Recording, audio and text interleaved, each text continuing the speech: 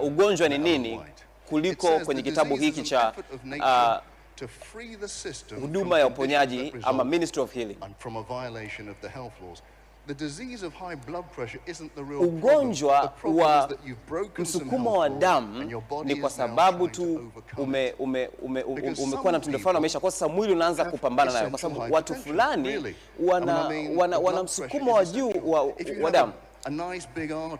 Sasa kama una ateri kubwa ambayo inaulisha udongo wako mzuri, na baadaye ateri hii inakuwa ndogo, unapeleka kiwango sawasawa cha damu kwenye ubongo, ambacho natakiwa kufanya ni hiyo iweze kuruhusu damu ipite kwa haraka zaidi. Na sasa msukumo wa damu unapokuwa mkubwa zaidi, hiyo inasababisha changamoto. Kama daktari wako hajakupatia dawa za kushusha msukumo wa damu, kwa kweli ubongo wako hautapata msukumo mzuri wa damu.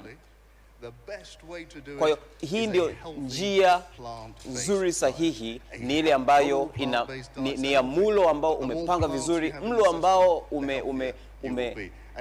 umeweka vizuri, na utapata afya nzuri, na hasa kama ukiweza kuwa na mboga katika mlo wako.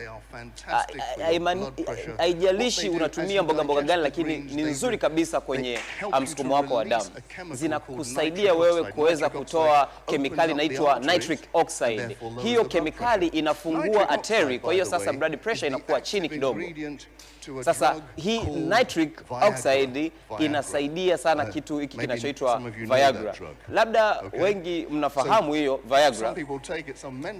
Kuna watu wanachukua hiyo, kuna wanaume wanaitumia hiyo kwa ajili ya afya yao ya kiume. Kwa hiyo sasa hizi mboga zina uwezo wa kuweza kuwasaidia wanaume katika afya yao ya kiume. Unafahamu kuna hawa hawahitaji kutumia hii Viagra. Sawa. Okay, let's go. Now, tuendelee. It's all right me talking to you about. Ni sahihi kwa mimi kuzungumza juu ya kile ambacho mnatakiwa ukifanya na kile ambacho mnatakiwa kula. Hiki kinaenda kukuonesha kitu kizuri ama chakula kizuri katika ukanda huu wa Afrika au ukanda wa Caribbean. Kwa kweli hiki kinaendeshwa na mke wangu. Kiukweli changamoto ni kwamba ambayo naipata hapa ni kwamba siko naye, lakini najua ananifuatilia kutoka nyumbani.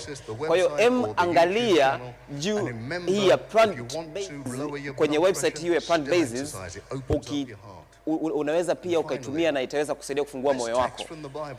Sasa mstari huu kutoka kwenye Biblia, Mithali inasema kwamba ulinde sana moyo wako, kwa sababu huko ndiko ambako vinatoka vitu. Inamaanisha kwamba vitu vya msingi kabisa vya maisha yetu vinatoka, havitoki pengine, havitoki kwa wenza wetu, lakini vinatoka kwenye moyo wetu. Wote tunahitaji moyo, ndio maana tupo hapa kwa ajili ya Yesu atuwekee moyo mpya. Na tunaposimama katika tumaini, basi tuweze kusimama katika afya. Kuwa na jioni njema.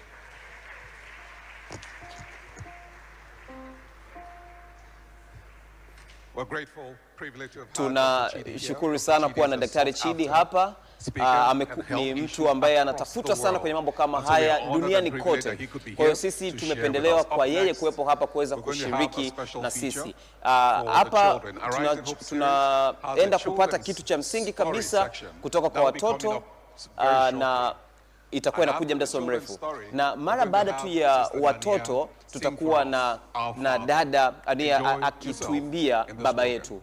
Endelea kufurahia katika programu hii. Mungu akubariki.